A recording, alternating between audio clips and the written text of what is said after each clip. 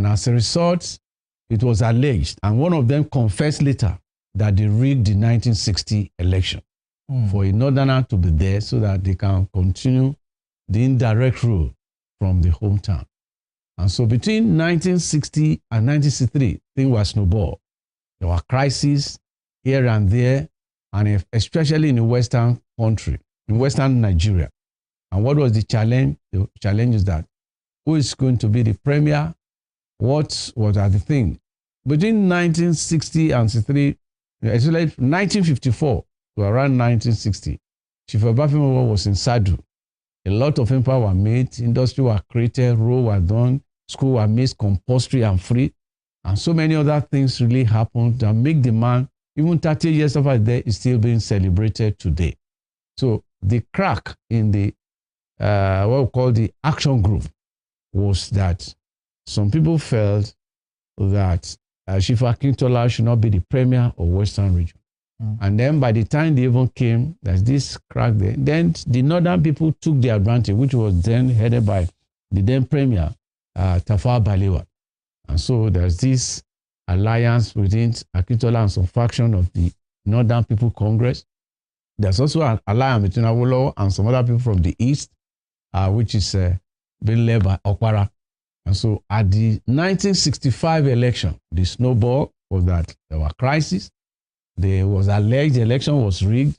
People were beaten from the House of Assembly and things. Instead of the president coming to see how it could be said, a state of emergency was declared. So if I should get your point, that means electoral violence started from the inception of Nigeria's independence. It was not even in 1950 that started. It started before. The first election took place in, I think, September 20, 1922. Okay. And from that day, even for you to qualify to vote, you must be earning at least 12 shillings, which is equivalent to about 120 naira. Okay. So it was a big money. So not only person can handle it. So from that day onward, there has been this crisis you made mention. So it has been so. And the reason is this. If you look at London, London is made up of three, I could call it three regions. We have the Wales, we have the Scotland, and we have England. Okay. And when they are going to make Nigeria to, they create in a way that we have the North, the West, and the South. So this situation did not make for to be totally united. While we are looking at a country like Ghana, Ghana also has some tribe. We have the Ewe, we have the Ashanti, we have the Kotoko, but then their own was able to be managed than ours. If you look at other countries like Zambia, like Cameroon, Cameroon also has its own issue. Even to today, we have the English-speaking Cameroon, we have the French-speaking Cameroon. So in our own case, or that there has been this infiltration to ensure that if we are united, like somebody would say, united will stand, divided will fall. Yes, right. So their unity was not there. It was a fragile marriage. And that's why I refer to it as a marriage of inconvenience. So are we saying there was no unity amongst our founding fathers? Oh, certainly there were no. Yes, because the first political party, which were called the Nigerian Youth, I think, other Congress, led by Herbert Macaulay, was trying to bring the people together, but among them we have Ernest Ekoli. Okay. Eventually they move out of that party, a lot of things created. So before I will return from abroad where he studied law, and then finally Omo Odudua. From Omo Odudua we have the action group. So each region was trying to maintain its own. Action group control the Western region, including the present Delta and Edo State today. The Northern People Congress also control, but even within the North, there are also some group. There's a people we call the Middle People Congress, led by Taka and any other people. So in that group too, they have their channel. But then because the majority lorded over the Middle Belter, and that's why you still find it today, that when Obi was winning an election, was able to win in Benue, Plateau. Now this has been the snowball. And when you come to Kwara State, the Kwara are not regarded as not when it comes into sharing the booty. But when it comes into election, they add them to it because it's called North Central initially. So these are some of the things you find that. But then despite these challenges, the military incursion into our politics tried to unite us by force. But even less than when you look at the appointment, if somebody is head of state, out of the about 19 years that the military were in control, I think they now have a higher number when they were there. The first military coup that took place was headed, I think, by Nrosi. Yes, Aguirre. 6 months later, Nrosi took some steps which were not convenient for the Northern. What are those steps?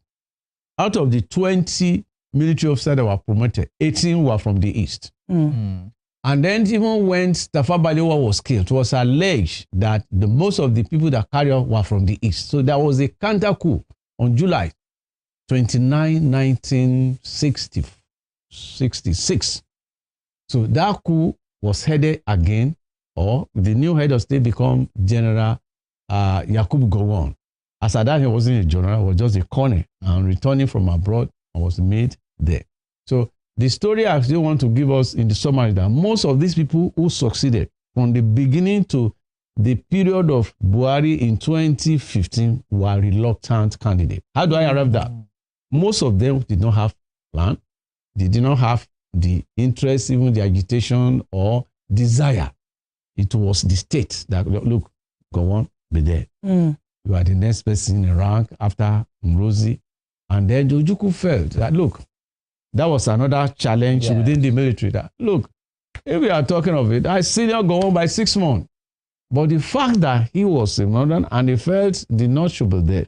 And so that fragile lack of cooperation between Gowon and Ojukwu. Gowon was made to be an officer in Kano.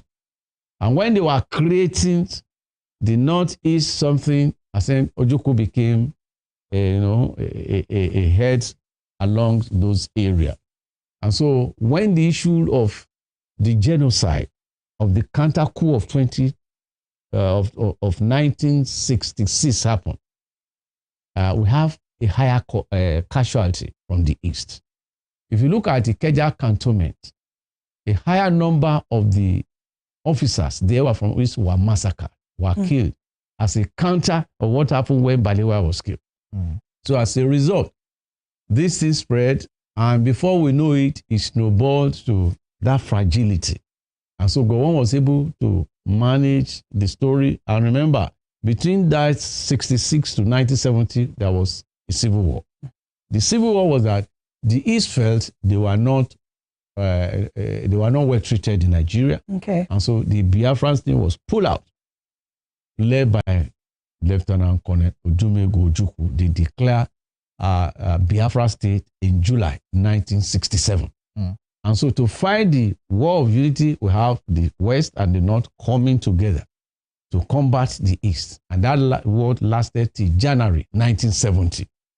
And when their war was over, the casualty was also higher on the side of the Biafra people in Benin. Many, if you look at the paper, once in a while, people in Benin will say they brought them in and they massacred them, especially in the Delta area.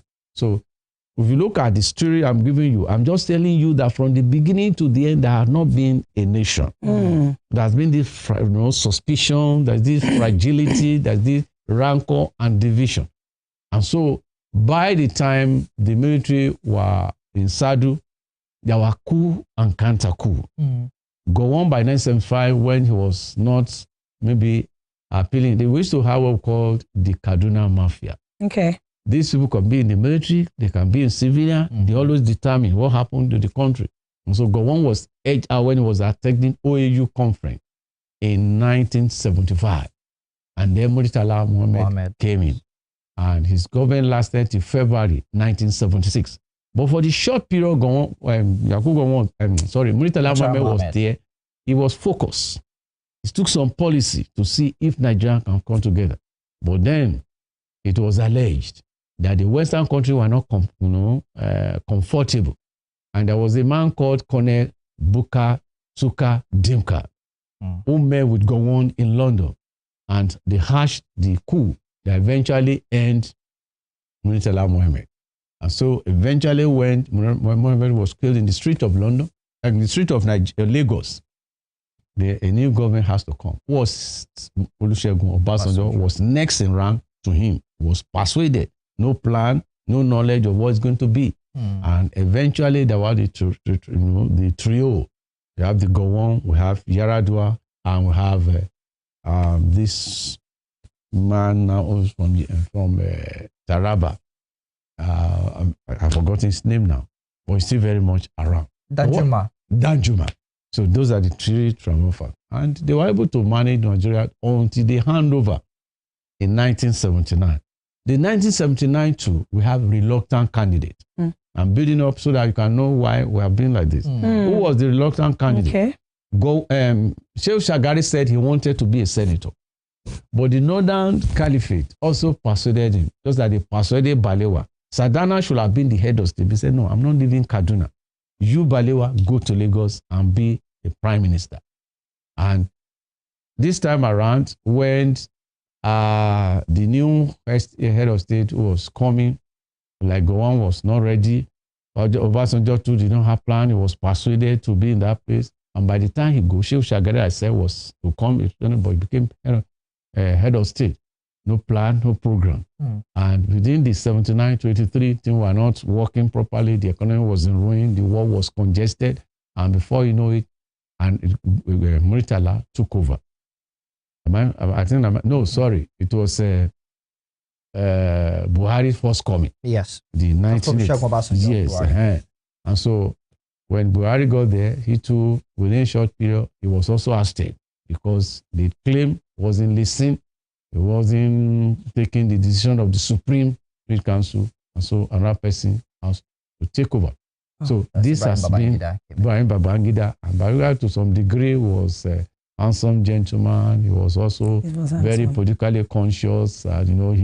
He's more of a Maradona. As he was well, they call him Maradona actually. And indeed, he was Maradonic in his approach. So he did to some degree. But then the challenge he has is that he should have left when the ovation is high. But he's continuously been there after 8 years, led to his own two being ousted. And the next person was his next person, which was Sani Abacha. The Sani Abacha could have been a person who should have done things properly the way he should have done. Then he came to with craftiness. Remember, Ibrahim Babangida wanted to hand over to the civilian. Yes. He was drilling them there. Election was cancelled, counter. And then the 1993 June 12th election took place. Why the thing become imbroglio? The man won the election. 14 states have been announced. He was not allowed to finish the thing. And then for the Ibrahim Babangida to come on and say, the military council has cancelled the election. And then the whole nation was, in fact, it meant a lot of life. In Lagos alone, I told you this. So you get to move at 200 people were massacred, shot in the street. And so people like Cosmo escaped narrowly. Would have gone that period. But then the story is, as Sani Abacha came with the intention to see if we could settle it. Chonekon was there as interim. The Lord said there's no interim. The man took over before you know it. Even Sani Abacha was not ready to go. Like Bola Ige said, most of the party they set up, they become 5 leprosy finger. They took Abacha as the main candidate. And this has been the story of our country until blood was shed. Abiola died in prison, and a lot of things happened. And then eventually we came back to what we can refer to as the First Republic, when another election was conducted in 1979. That's after the death of Ibrahim Babangida, and somebody acted for 1 year. I mean, Sani Abacha, rather.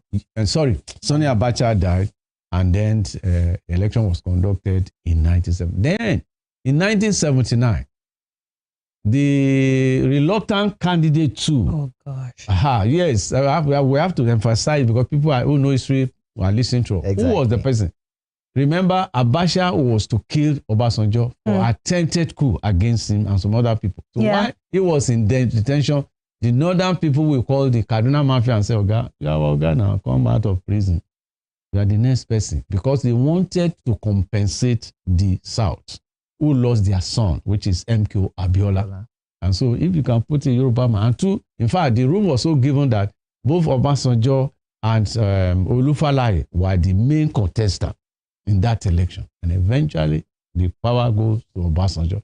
Then here is somebody you brought from prison, no plan, nothing program. That's why I said we have been having a lot of unprepared, reluctant candidates. Words, yeah. So and they got there in his own little way here and there, or juggle and muggle and a lot of things. Yeah, we can see achieve some things to them which they have made, but the issue is how far have we been able to build a nation even to today? In fact, when what do you call it? When Buhari came, it was even worse. Jonathan did not do better too. If that person would have said maybe would have been Yaradua, but unfortunately he died. Then, or in terms of talking about appointment, Obasanjo was not an ethnic jingoist. He was able to have even more people from the east to be on his cabinet than the southwest. But the story changed. Buhari now begin to have you count between one and so the same thing Jonathan did. Most of the people they are his ethnic group. So and when you do like that, you don't build a nation. Things must be done in a way, because if we started in the Constitution, 1716, that in the appointment and the distribution of political office, we must count the nation. The nation, it should not be concentrated within a particular segment of the society. That's right. And now, even under the present president too, he's also guilty. Most of the people there, they either called from the West or Lagos people. So we should be able to tell them the truth so that if they are able to build it, we're not just for today, we're building it for the coming generation, so that where no one is oppressed. And if we are going to build a country where only a particular are grieving that they have not been considered, and in fairness and in justice, if there's any other group that is next to be there, it should be the East. Because from 1999 to today, except for Nrosi was there for about 6 months, none of them have been able to take power. And that should be the gentlemanly way among the political parties. Okay, let's distribute this in so that if it is not today, it's going to be South tomorrow. Within the South, they say we also have the Eastern region. So this has been the panoramic view of people that have been in saddle.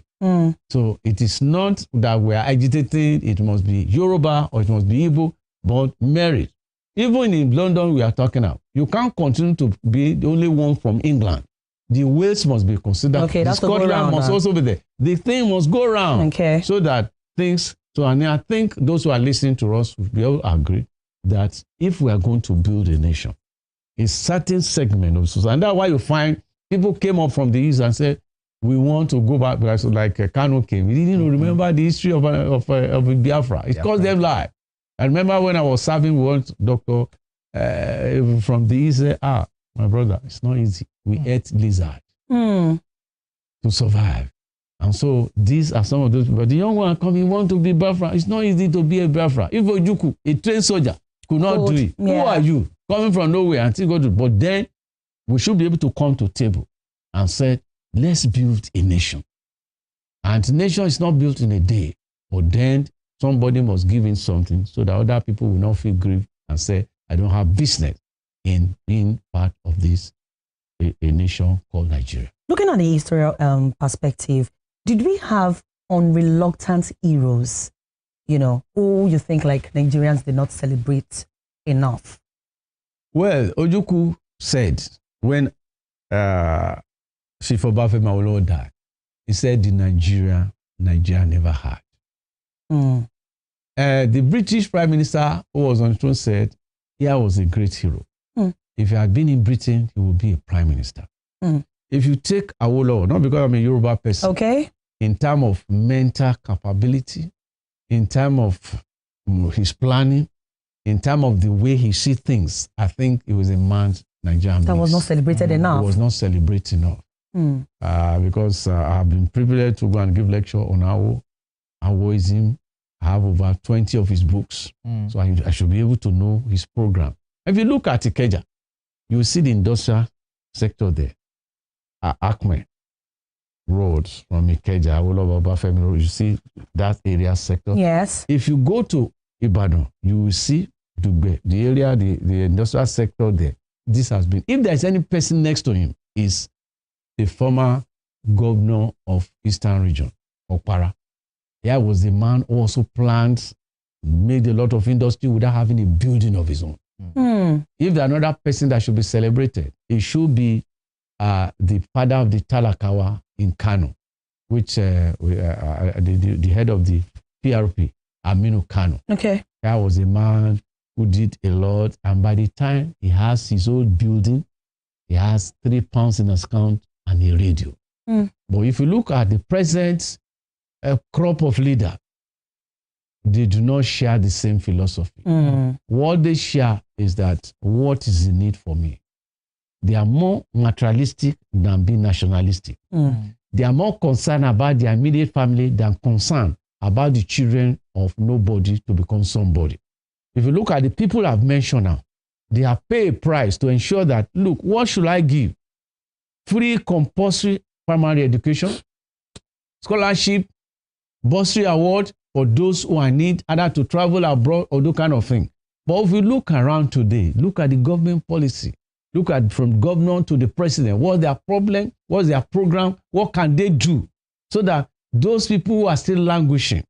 Today you are talking of Boko Haram. What are the products? Chief Obafemolowo said it over 50 years ago. He said, your children you are sending to school, if you don't send the children of nobody, this poor one, they will not make your children to have a place of peace. Are they not doing it? The people we are calling bandit Boko Haram today, they were the people who were Almojiri yesterday. Have you been to the north before? The Almojiri were some children. As soon as some people don't produce them, they're in the street begging for food. They go to Islamic class and they attend and they make a living. And by the time they become out, will they make a living?